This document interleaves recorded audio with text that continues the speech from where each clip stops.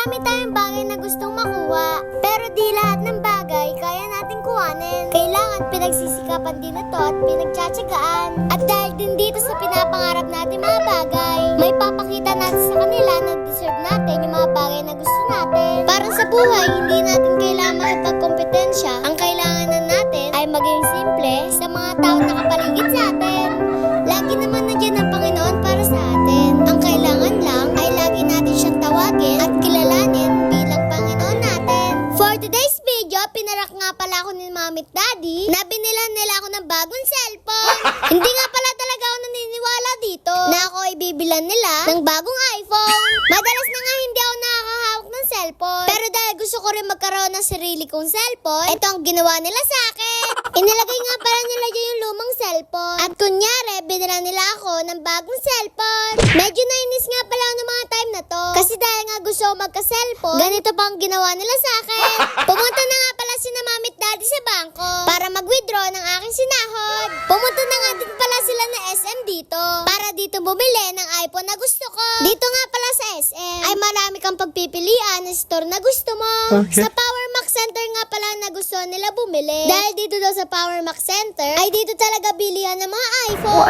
Nakapili na nga pala sila Mami ng bibili nila sa akin. At dahil nga brand new ito, ay in-unbox nila dito para matesting. Sana all. Kailangan mo nga pala testingin lahat dito para makita mo kung ang cellphone na ito ay may sira. Kasi kahit nga brand new ito, minsan nagka-problema pa rin ito dahil sa factory defect. Mahilig nga pala kami sa cellphone na iPhone. Kasi ang iPhone ay napakadaling gamitin at ito ay gamay na namin. iPhone 11 nga na pala itong cellphone na ito. Kasi itong iPhone 11 ay matagal ko na din gusto. Sana all. Tinitingnan nga pala ni Mami mabuti dito ang kanilang napili. Dahil kung may sira ito, mahirapan kami ibalik ito. Sobrang sinuri nga pala ni Mami yung cellphone na binili nila sa akin. Kasi ang pangit naman kung ang binili nilang cellphone para sa akin ay defected agad. Wala nga palang previous na binigay sa kanila dyan. At ang tangi-tangi lang kasama nito ay yung cord lang ng charger. Wala nga pala talagang bibigyan na previous dito. Pero kung sa second hand ka bumili, tsak ang daming previous noon. Natapos na nga pala sila mag-testing dito. Kaya ang gagawin naman ni Mami ay babayaran niya na itong iPhone na ito. Ito nga palang pinangbayad nitong iPhone na ito. Ito nga pala yung sinahod ko sa Facebook. At dahil naipon na namin ang sapat na pera para makabili ng iPhone, sila ay bumili na kagad para i-surprise ako. Nagbayad na nga pala si Mami sa cashier. At sila ay uuwi na para ako ay sunduin sa school. Hindi ko nga pala talaga alam na binilan akong cellphone. Kaya naman talaga masusurpresa ako dito. Nakauwi na nga pala sila dyan at susundo na rin ako. At ako nga pala ay binilhan na rin nila ng merienda. Habang nagme-merienda nga pala ako dyan, kami naghahanda kasi may vlog kaming gagawin. Ito nga pala ang vlog na ito dapat. Ito nga pala dapat ay kasama sa first day of school. Pero dahil nakaisip na nga pala sila kung paano nila ako susurprise, ito nga pala yung naisip nilang paraan para may surprise nila ako dito. Wala nga pala ako kaalam-alam ng time na to. At ang tangi-tangi ko lang ginagawa dito ay enjoyin tong kinakain ko.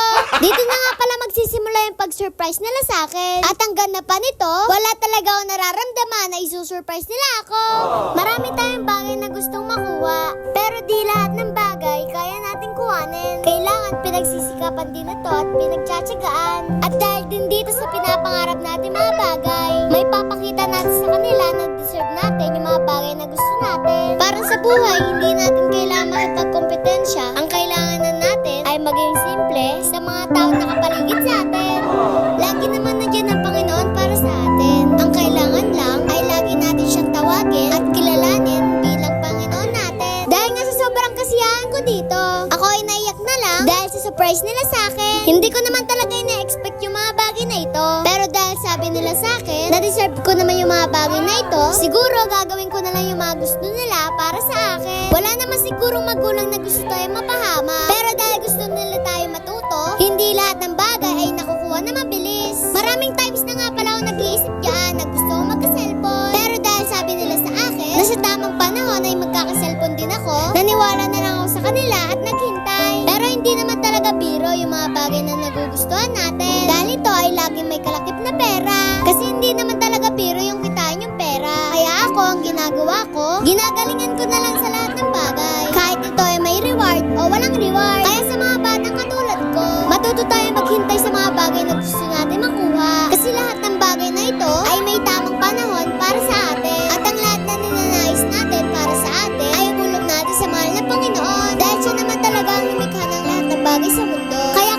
nakakanood nito, mas maiging yakapin mo na lang yung magulang mo. Kasi lahat naman ng bagay sa mundo ay nawawala, pero yung pagmamahal sa atin na magulang natin ay hindi mawawala basta-basta. Kaya kung ikaw ay nangangarap ngayon, ipagpatuloy mo lang. Kasi lahat ng pangarap na yan, kung hahaluan natin ng sipag o tiyaga, lahat yan mararating natin. Kaya matuto tayo maghintay. Yun lang, paalam. Please like, follow, and share. Thank you!